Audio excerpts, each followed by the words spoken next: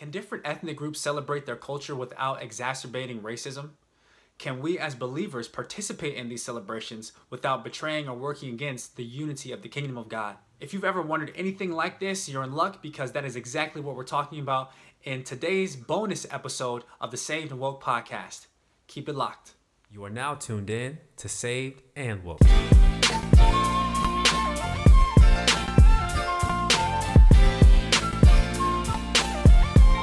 Brother Saved and Woke. Hey everybody, it's your boy MSW, that's Mr. Saved and Woke, also known as Juan Enrique Tusay, and I am here with the man, the myth, the legend himself, Mr. Magnificent Miles. Say what's up, Miles. What's going on, everybody? Just wanted to say hello. It's Mr. Magnificent Miles, also known as Miles Magnifico, because everything I do is magnificent. So just wanted to say hello, and I'm honored to sit down and have another conversation with Juan. Cool, man. Thank you so much. So as you can see, this is not my usual format of the show. If you're watching anyway, I'm talking to Miles via video chat, and reason being is because, things go on in the world that you can't always schedule. And technically I could have scheduled this, but it slipped my mind. but Miles recently went to an event, and I'll let him explain later tell him what the event was, but I really just want to hear about his experience, because I can tell he had a great time, and then we're going to use that as our diving board, I guess, into deeper conversation. But yeah, Miles, go ahead. So share with us the event that you went to. Was it last week or a couple of weeks ago? It was a couple weeks ago. So not this past Sunday, but the Sunday before that, which is, let's double check the date, August 12th. So there's an annual event called Black August in the Park that is thrown in Durham, North Carolina. And every August they rent out an area in a park that's really close to downtown, where they have Black vendors, a DJ, and people putting up informational booths about different things that may pertain to Blackness, but typically more related to like Black activism. Some things talking about awareness and knowledge about like prison reform and voting and different things on that level, where people are able to get information about just things that may pertain to their Blackness or them as people. And it was a blast. They had food vendors. It was a bunch of food trucks out there that particularly were like ran by Black people. So it was like Black business, Black people, Black music, and Black love. That's what's up. So can you kind of paint the picture or give us like a play-by-play of your experience, like when you first heard about it, and then like, I guess did you know what it was when you first heard about it? I had no clue what it was. All I know is that I just moved to Durham for the first time back in May. Mm-hmm. So I've lived in North Carolina for about 3 years, but Chapel Hill has trends to be either very young, affluent, and white, or older family populations, richer and white. And that's not really a problem. But when you move to Durham, which is a historically Black community and neighborhood, and then you start seeing there's more opportunities for African Americans or Africans, just Black people in general, to interact. So I was out meeting a bunch of people in the community, and they was like, "Oh, well, have you ever been to Black August in the Park?" And I was like, "I have no clue what that is." I said, "I have no idea." And they say, "Oh, well, you should go. It's a bunch of fun." And I was like, nobody's going to tell me what actually happens. Okay. So I, right before the week leading up to Black August in the Park, a bunch of people reached out to me and said, "Yo, are you going to Black August in the Park?" And I said, yes, but what is it? And nobody still gave me the answers. And it was funny because I'm walking distance away from the park that it was held at. Oh And I yeah, was you like, are. okay, great. This is nice. All right. So you know what? I'm just going to walk. I called two of my friends and they met up at my house and we walked. And it took like 15 minutes to get there. And as we walked, I started to see just like a bunch of Black people. And I was like, yo, I feel like I'm back at home. Because I'm originally from Detroit, Michigan. So one has one of the highest populations of African Americans in the United States for years. People joke and call it like the Black Mecca or the motherland in especially when you think about post Reconstruction, post industrialization of the United States. So I'm walking, I see a bunch of Black people, and then somebody drives by in an old school Cadillac with spinning rims, and I said, "Oh, I'm home." And so I walk up, and it's this huge tent, and the event is free. So there's no charge. The only thing you had to do is RSVP to show, so they can know they could keep account of how many people actually showed up. It's free. They were giving away free water bottles when we walked in, like just so everybody could stay hydrated. Then you step in, and it's a pavilion on your left, and it is like DJs and all these like booths with information set up going all the way around the entire pavilion. There is a bunch of people sitting out with lawn chairs and like picnic blankets and like just sitting out relaxing in the middle section. And then on the right where the streets are, there are a bunch of food trucks. So you smell like Jamaican food, and like people are walking around with these huge like pineapples with like smoothie drinks inside of them. And there's just all this different food and people. And it's Black people as far as the eye can see. So when I get there, I'm like, oh, this is great. So a couple of my friends also met me over there. And I just like walked around. I walked around just seeing and being around people. They played old school hip hop. Then they played like Al Green. Then they turned around and played like Outkast. And then, and it was just diverse expressions of Blackness. A lot of people had on traditional African clothing. Some people were just fabulous, just came in with like their hair done up. And then some people just were like relaxed and chilling. People had grills, different colored hair. It was just a blast seeing so many expressions of Blackness in one place. Mm-hmm. And I went there originally. I showed up originally just because I was like, yo, maybe I meet some new people. There is a value of meeting other people who have a similar cultural experience that you do. And I was like, okay, so let's see what happens. And I went there, and just people were so friendly. Like I'm in the line to get a smoothie, and the lady in front of me starts up a whole conversation. And by the end of it, it almost made me seem like she wanted to adopt me into her family. It was just so awesome, just being around people and just not having to have a sense of worry about being too anything. So it was an amazing experience, and everybody stayed out there. I stayed out there for about 3 hours until it rained, and everybody split. Wow. Yeah, it rained about like 2 hours into the whole event, so everybody split up. So around that time, I walked home a little bit soggy, but everything was okay. That's what's up. That's what's up.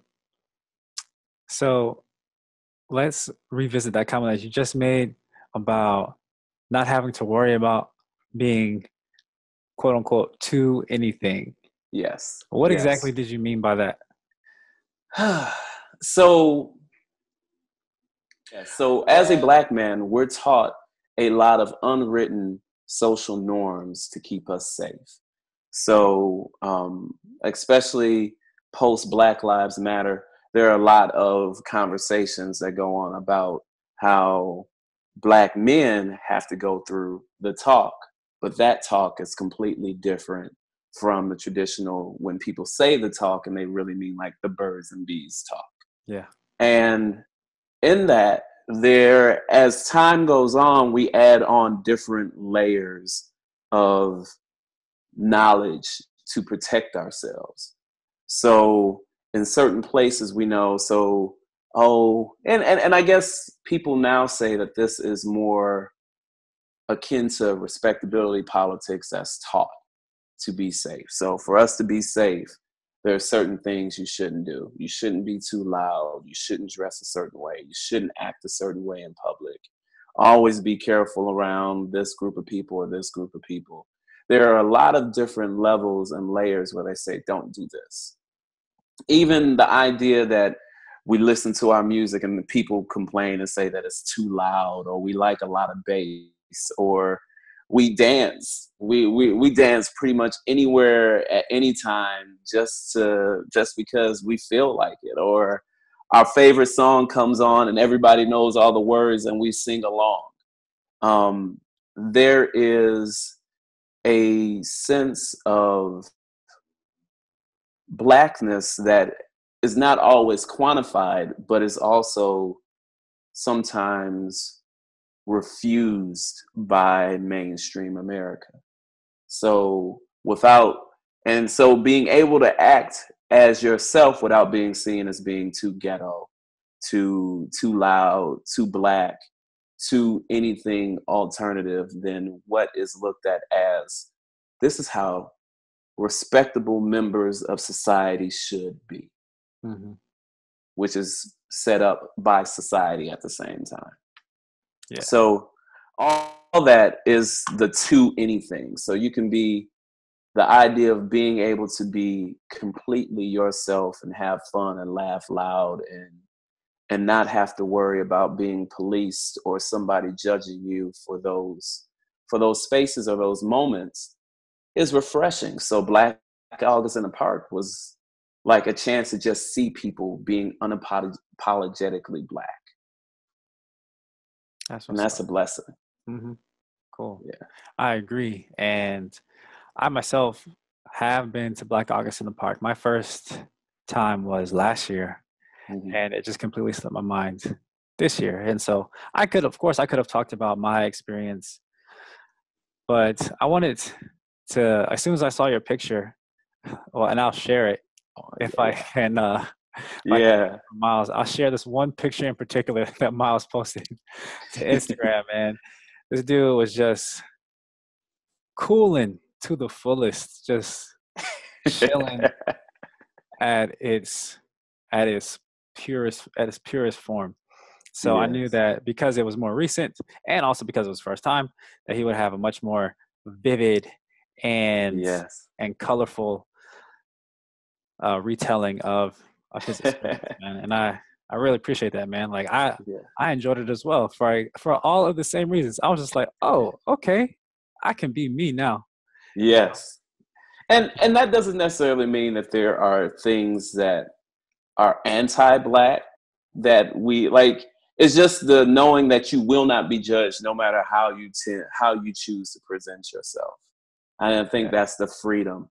And it's funny because there's a universal cultural memory also from like Blackness in America. So the photo that you're referring to is a photo of me sitting, relaxing in a wicker chair. And for people who don't know what a wicker chair is a large straw knit chair. And it is stereotypically in all of like old Black family photos. Yes. Your grandmother has one somewhere. And it was so hilarious because like I was walking and then I looked to my right and they have like a little platform and they had the old, like, I guess it's like an Oriental rug that everybody has that's knit in these weird patterns. And it almost looks like when people look through a kaleidoscope and see like the weird symmetrical shapes, and that's the rug. So they had the rug, they had a couch. I think so. I talked to somebody and they said they were considering putting the plastic on the couch so that everybody, so to remind everybody of everybody's grandmother's house. Grandmama's plastic. Yes, the plastic couch and the wicker chair. And they said they literally set this up to be a photo place, a photo booth, a photo opportunity, not even for people to sit in. So it was funny because a family almost sat down and started to relax and eat. And they said, no, you can't do that here. This is for photos. So then it clearly demonstrated that Black people from different areas and different times, because I'm born in Detroit, Michigan, and to have people in North Carolina have the same shared consciousness and same habits and traditions and things that they have in their house, for everybody to get excited when they see the wicker chair and take pictures, really connected to like a shared experience of Blackness. That's what's up. Yeah. And like I said, it was last year, so all I'm going to say is I echo your feelings exactly.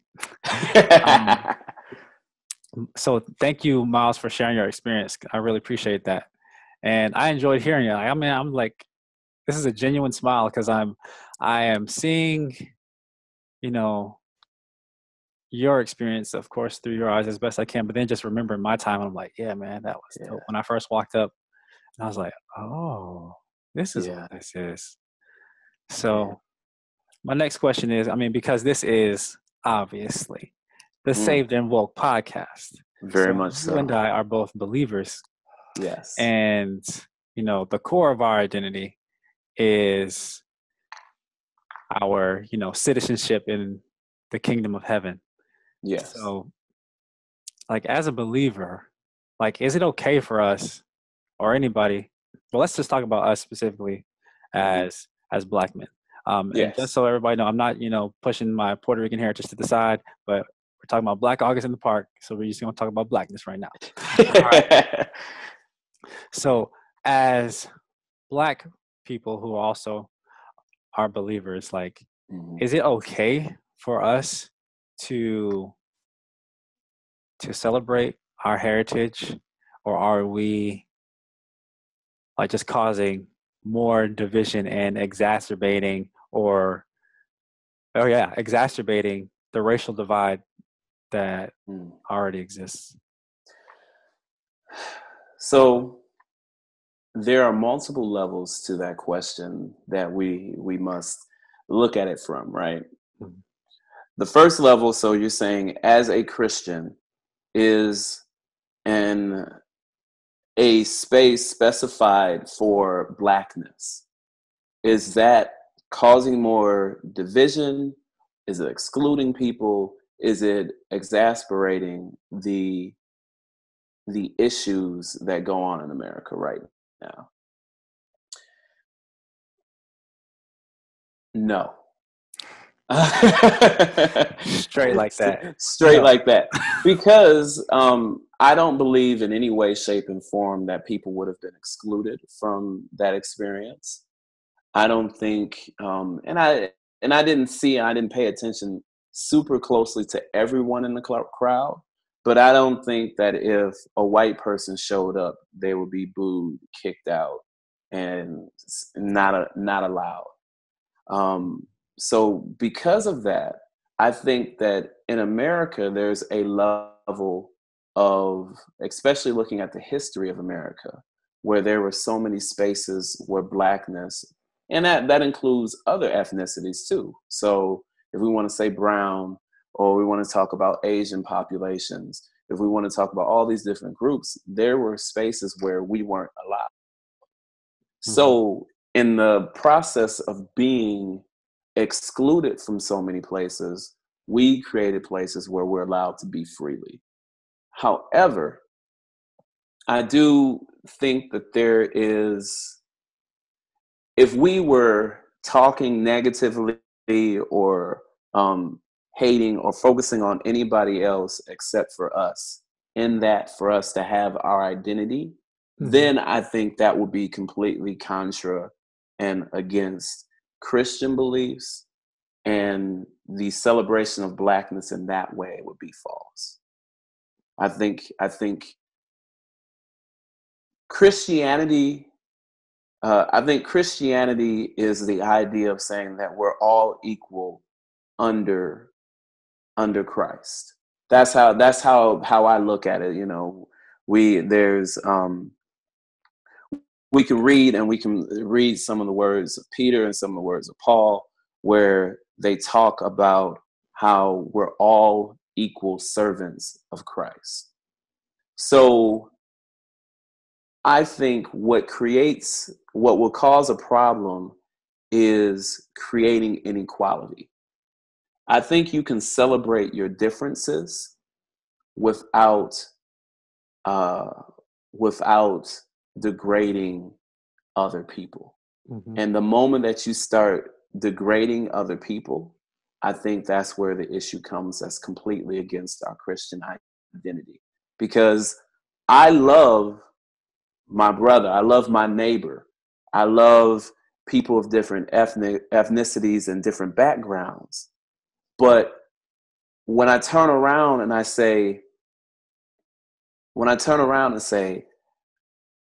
gosh, it's so good to be away from white people because white people are this, that, and the third, that's a problem.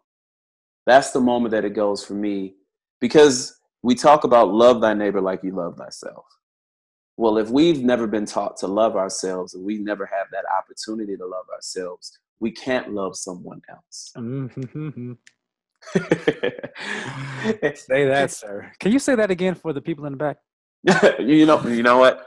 So if we've never been taught to love ourselves, we can't love somebody else.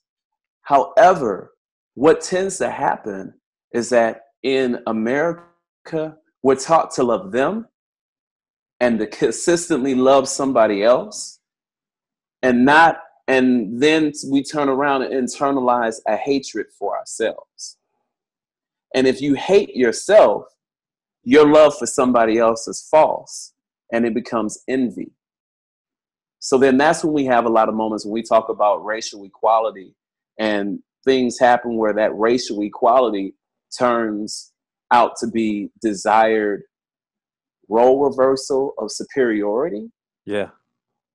So then that's when you end up having black men being misogynistic to black women, because we're looking at what white men and white women are able to do, and then we oppress someone also in our own community, in our own households.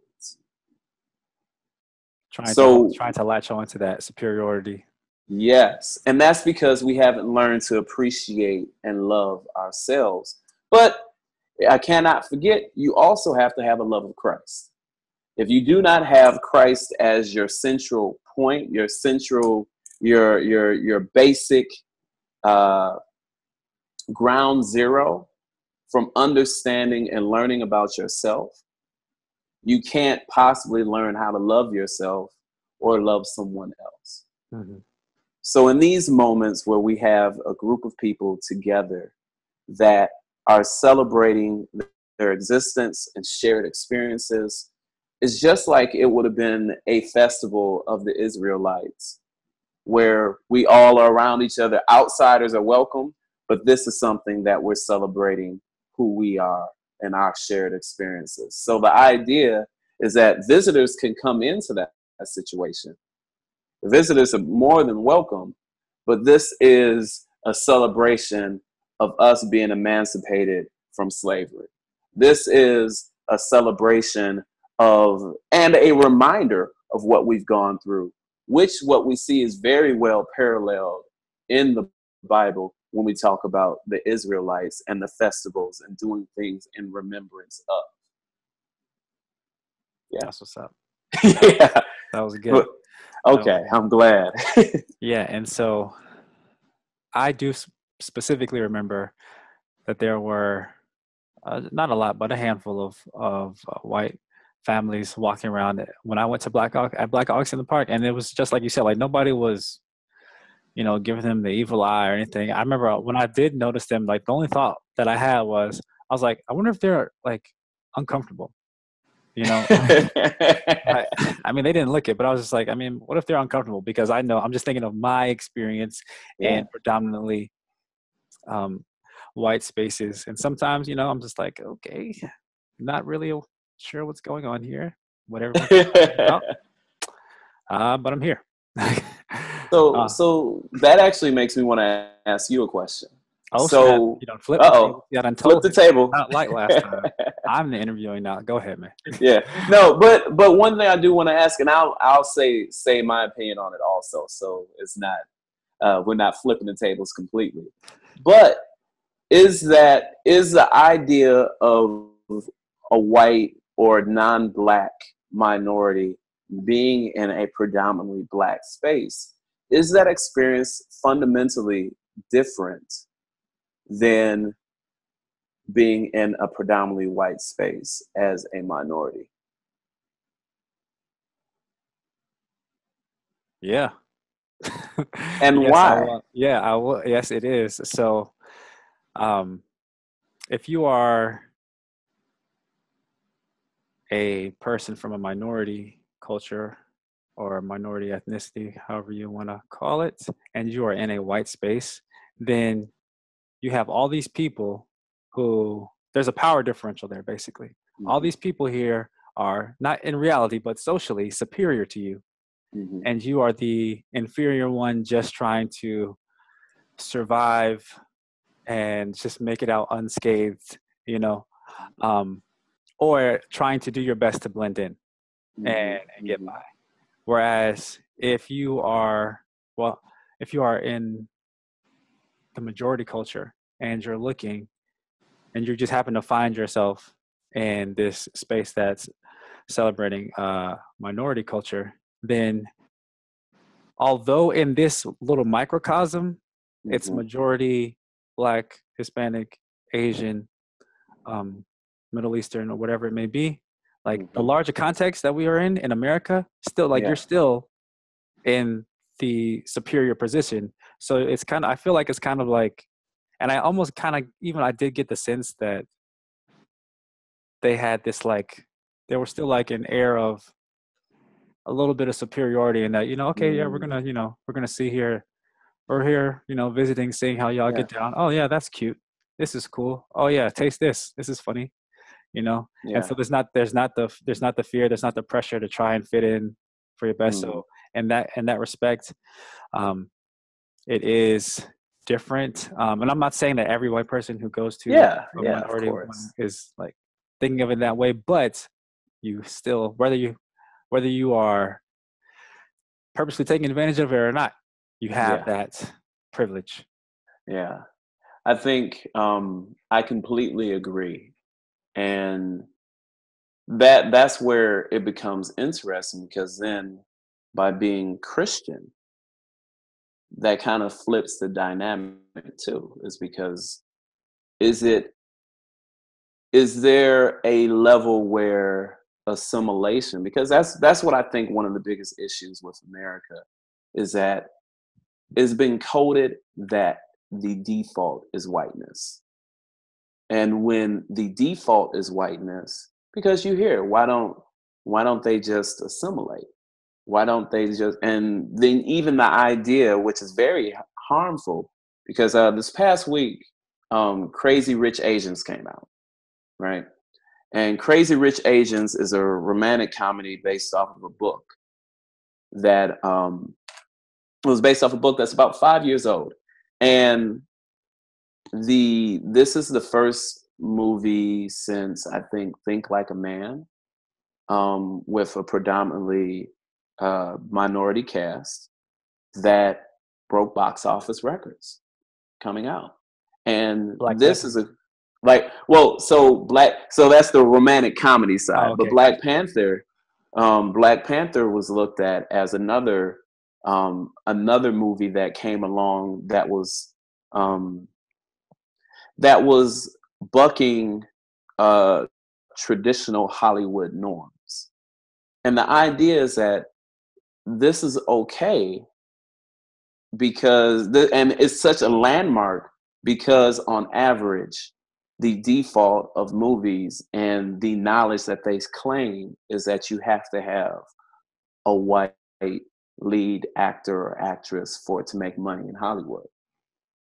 So even when we look at Scarlett Johansson playing an Asian character in Ghost in the Shell, and it bombed horribly. Yeah. Or we can talk about Or like there's Iron Fist on Netflix.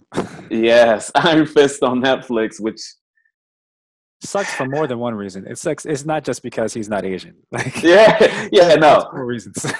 It honestly, they could have picked somebody who would have fit that much better and been much more of a charismatic actor, and still been white, and it would have been much better. Yeah. So let's make that clear. Yes, you're right.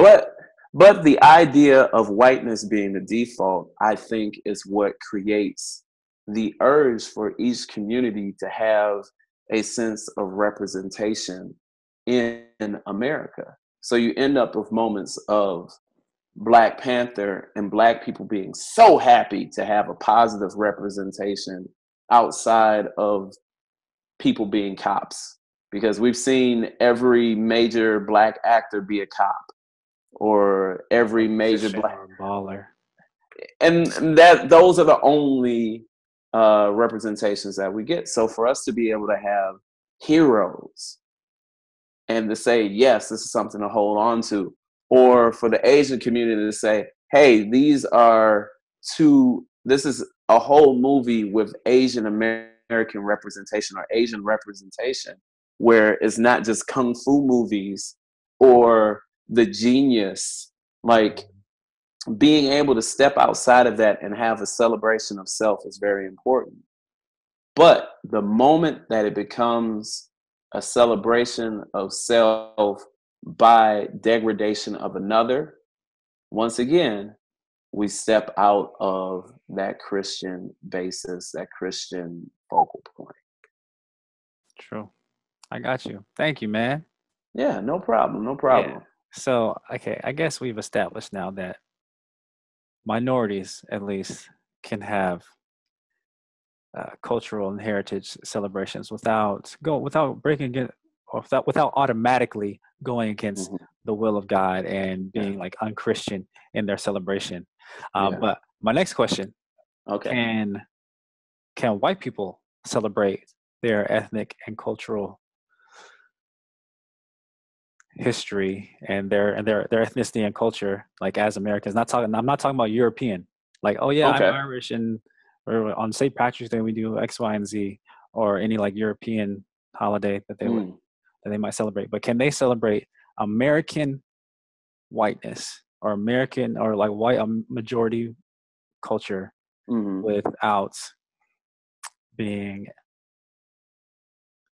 hateful or misogynistic or antichrist in any way?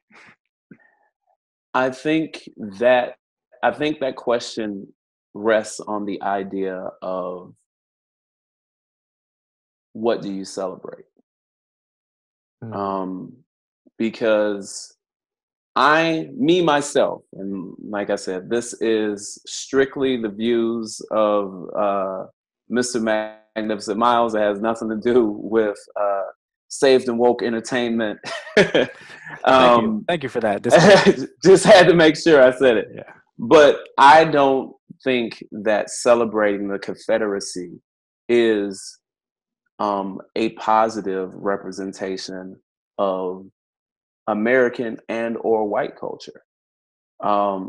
Because the Confederacy, even if you go back through and read the Articles of Succession, so the reason why the Confederacy separated from the Union, separated from the rest of the United States, slavery is literally mentioned in all of them. And that one is based on the dehumanization of other people.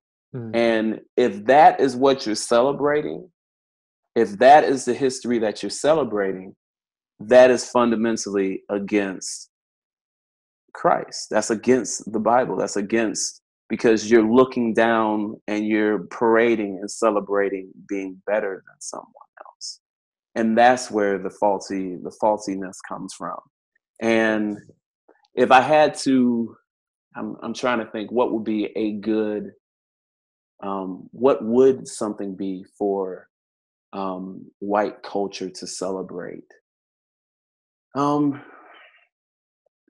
Honestly, I really enjoy. I think there's a celebration. There's an inherent celebration whenever the Fourth of July, just in general.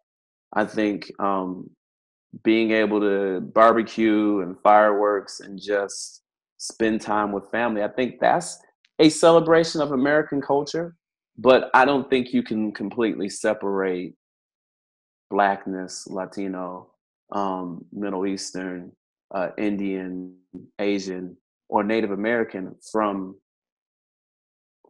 America because it's such a mosaic. Yeah. However, I will say this because at the same time, celebrating the 4th of July might be contradictory towards indigenous people. So I'm not well versed enough on indigenous history and indigenous viewpoints for me to speak on their behalf. Yeah. So yeah, I'm glad you said that because I was having a conversation with another friend who was also a friend of the Saved and Woke show that you all will meet later about this very same topic. And I was saying, you know what? I think white people can enjoy being white and celebrate their particular cultures. I think Southern white people can enjoy being Southern without being racist. Because I'm like, just think of some things that are Southern that are just good. Fried chicken, sweet tea, watermelon in the summer. You know, like yes, it's also something that's shared with Southern Black people as well. But that's just a part of being Southern that you can appreciate and hold on to and highlight without tearing other people down. And I think I'm glad that you said that like specifically celebrating the Confederacy, whether you yourself, quote unquote, aren't racist or not, it's not okay because of exactly what you said of how like the only reason that there is a Confederacy is because the South didn't want to give up slavery. Yeah, they were too greedy and they were too high on themselves. They were really enjoying what was it? W.E.B. Du Bois said was the psychological wage of whiteness. So the rich white people, they didn't want to give up their money, and the poor white people, they didn't want to give up their superiority, that social superiority of whiteness. Exactly. Yeah. So like that's the only reason that there's a Confederacy. So when people say like, "Oh well, it's just a flag, man," like it's this is my culture, and I was like, you know what? I have an example. Okay, I have some visual aids, and I'm gonna it's gonna look a little baby to Miles, but I'm gonna make sure I'm make it look real nice for y'all who are watching YouTube. But I have some pictures of some things that are just flags. Okay, so this right here, this is just a flag right here. This is just a flag. This just a flag. You know what I'm saying? Flag. This is just a flag. The Confederate flag is not just a flag. Just like the American flag is not just a flag, or any flag representing another nation, a cause, or creed, or anything like that. The reason is because it's just that it's a symbol. It's a representation of an idea, of an ideology, of certain beliefs, of certain values. And what was the value of the Confederacy? This is exactly what you just said, which was maintaining the superiority of whites over black people, over black bodies. And so I was like, if you're celebrating the Confederacy, I was like, nah, man, you missed it there. And although like theoretically, I do think, like I just explained, that white people can enjoy various aspects of their culture without being racist or without, and again, still being Christian. But just the way history has played out in America, I do think, I mean, celebrate those things, but you kind of set yourself up to kind of just don't say, oh, we're having white culture day today, because basically because it's white culture is the mainstream culture. Basically, every day is white culture day.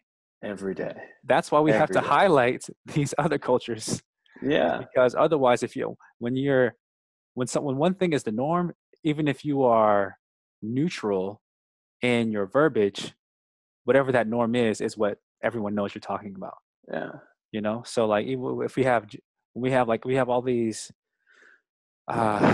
racially neutral benefits that supposedly all citizens are supposed to, be able to take advantage of, but we know it's really meant for white people. Like, I was just reading about how, like, the New Deal didn't say anywhere that Black people weren't allowed to get a mortgage, but they weren't.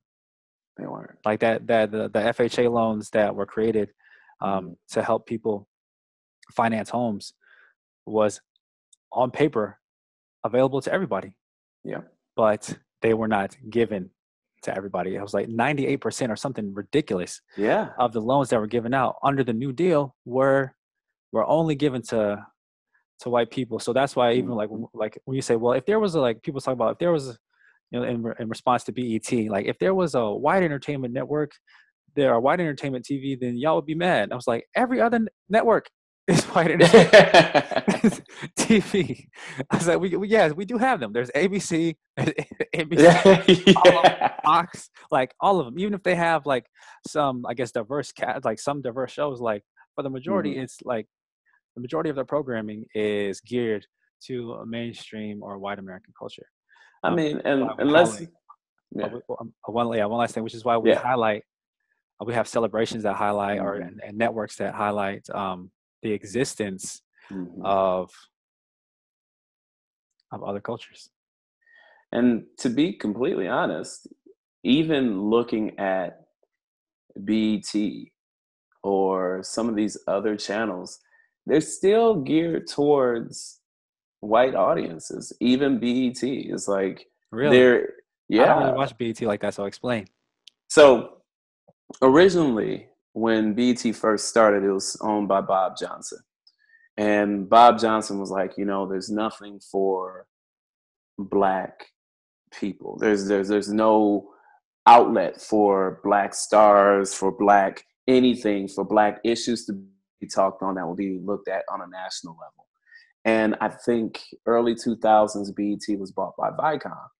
Viacom owns a vast majority of everything that you see. Viacom is one of the 6 major cable corporations. I'm talking Viacom owns BET, VH1, MTV, Comedy Central. I can probably go down the list. And maybe what happened? Because they might own YouTube too. Right.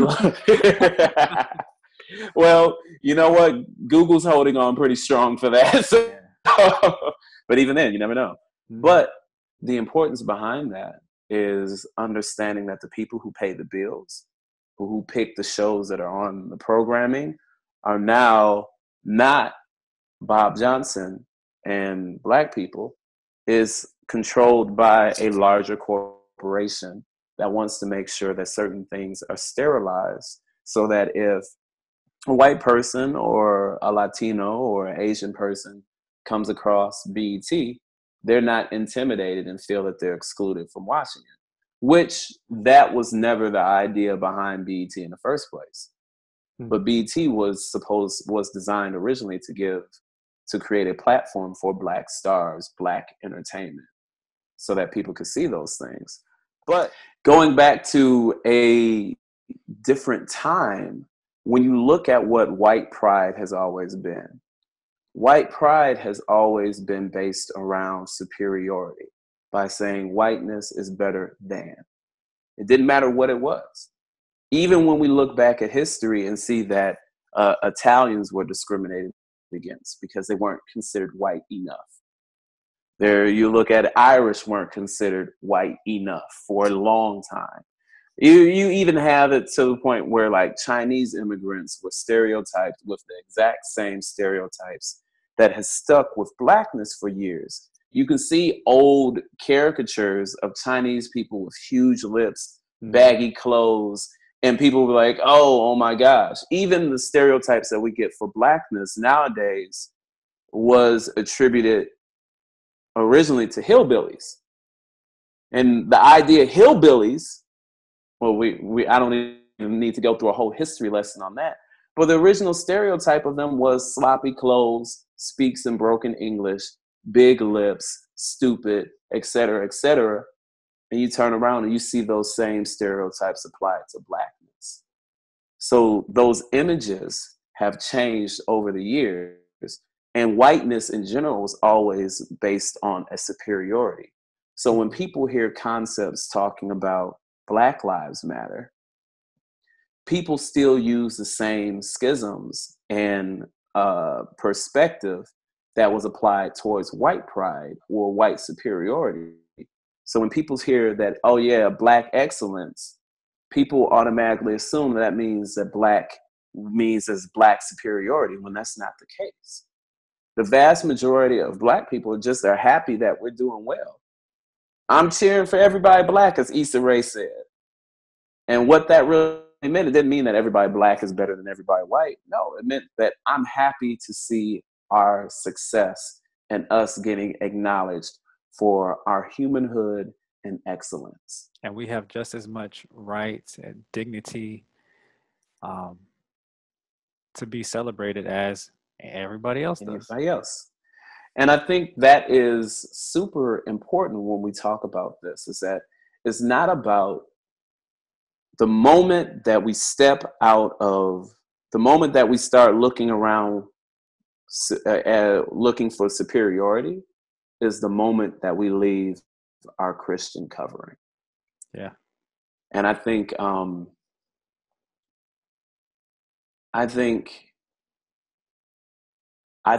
the onus of fighting against divisiveness should not be placed on the minorities, should not be placed on the people who have historically been discriminated against. It should not. And I think that's where a lot of things go south when we talk about race relations, is that it's automatically assumed that it should be the Black people should make sure they reach out and hug a Nazi today. No, it's not. It's not my responsibility to be a friend and go out of my way to understand the woes of somebody who's systematically trying to kill me. It's not my onus. However, should I still respect you? Should I still love you? If something happens, should I like, if there's somebody gets shot at and a Nazi gets hit, I shouldn't just be like, oh well, because that's anti-Christ-like. But should I go out of my way for a guy who's cursing me out to say, I love you?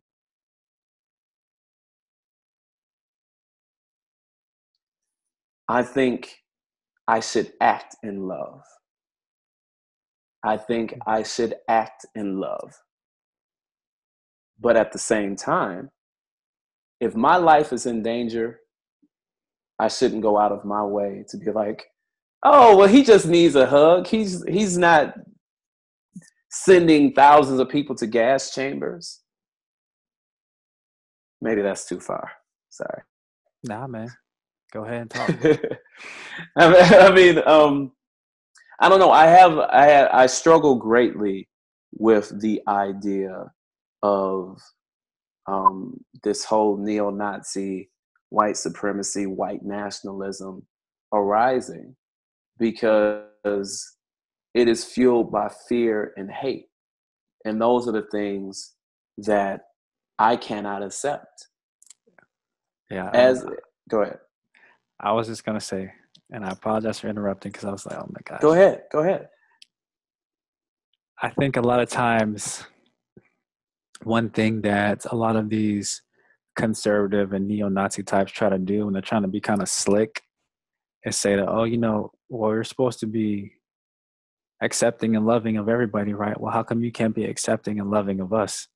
If you like, especially like if they were trying to come at us as Christians, like, well, you're a Christian, right? And, you're saying that we were all made in the image of God, so you should be kind and accommodating and accepting of me. And I was like, I completely disagree with that, because Yes, Jesus was known as a friend of sinners, and he sat down and ate with people. He would eat with prostitutes.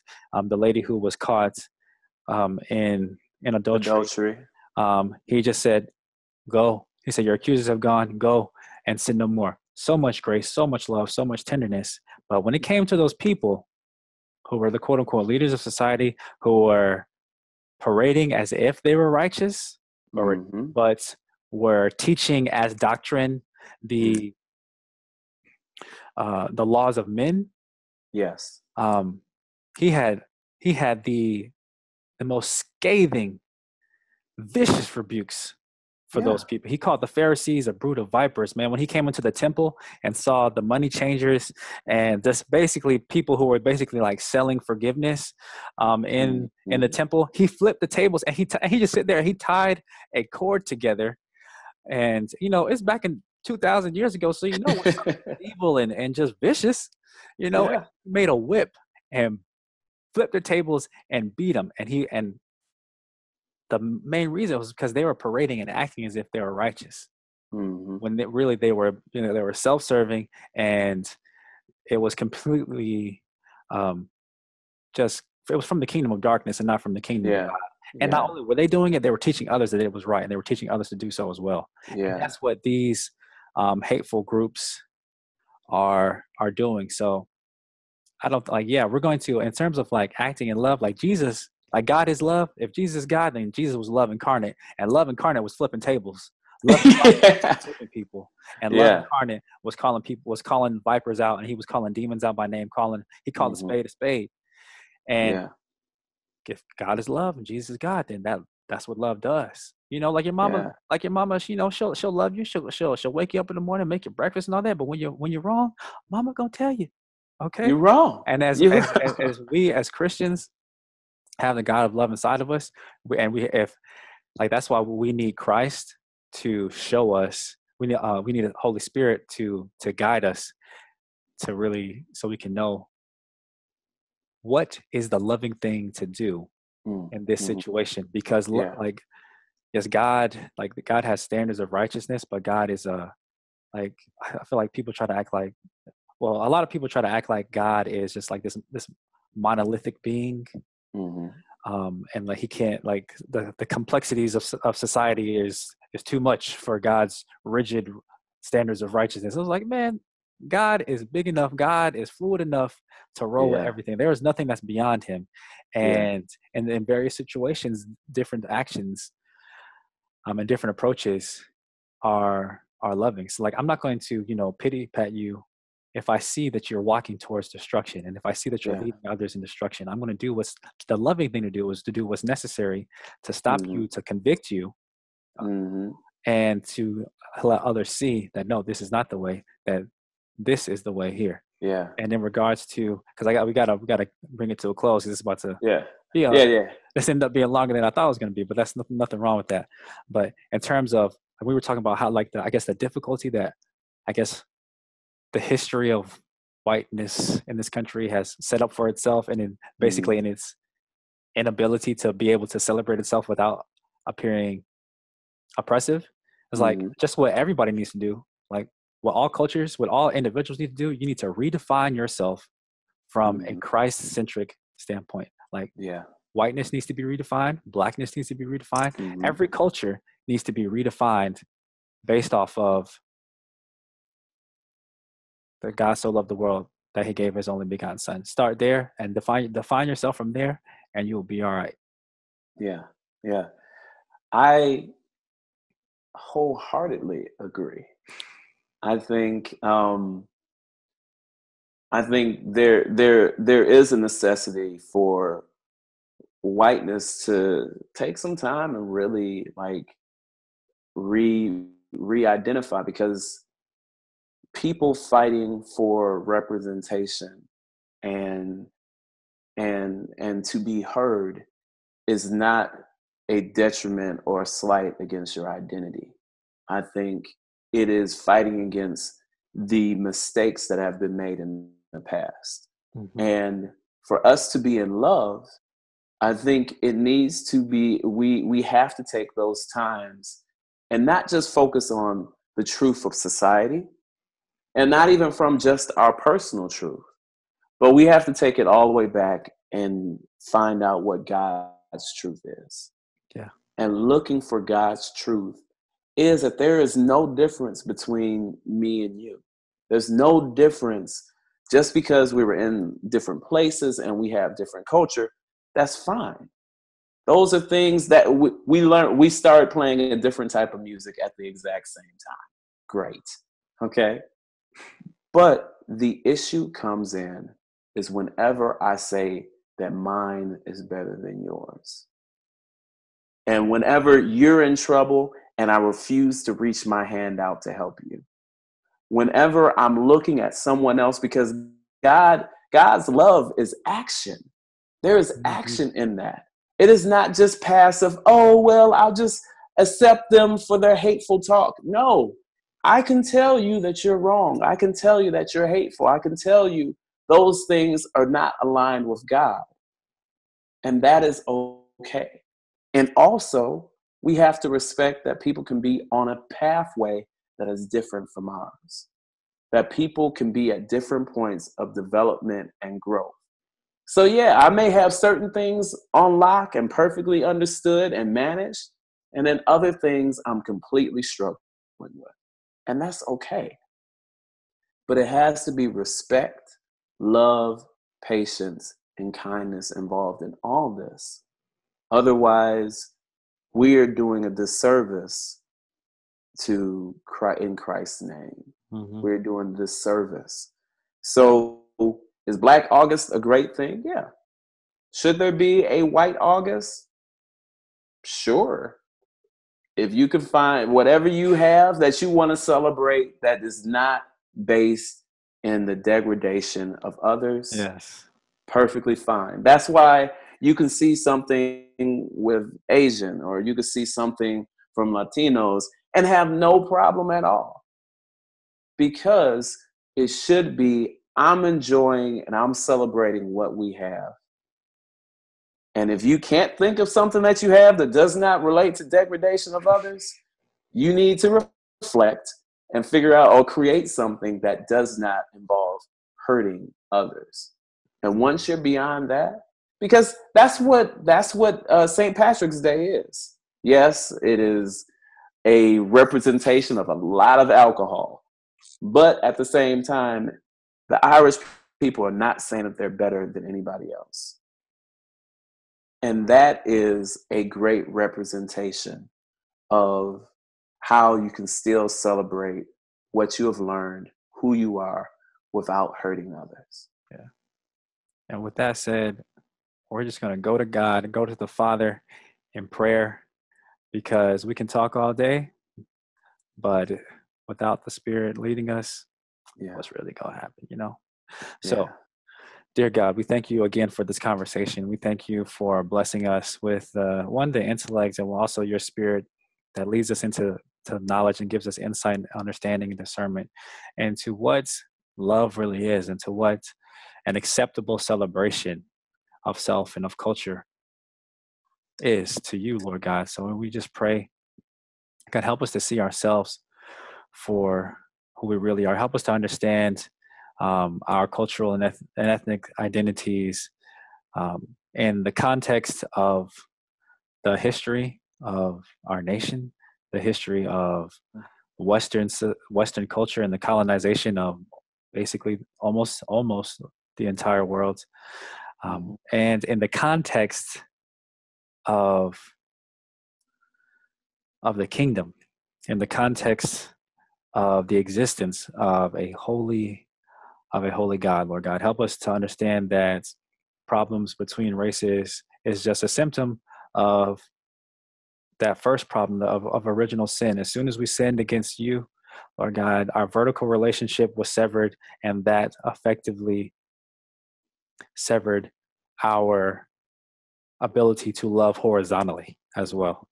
So help us to be restored to you as individuals, as families, as communities, as nations, and then to be restored to one another as brothers and sisters, as fellow citizens in the kingdom of heaven. In Jesus' name.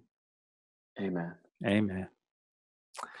Thank you, Miles, man. Great conversation problem. as always. I had a blast. I always enjoy these chances to sit down and talk about the things that matter. Christ, great culture, and honestly trying to figure out how to be saved and woke at the same time. So True. I'm always for it. I'm always enjoying my time with you. And to everybody out there, love you guys. Please check out my blog at everythingsmagnificent.com. That's Everything's Magnificent. So EveryThings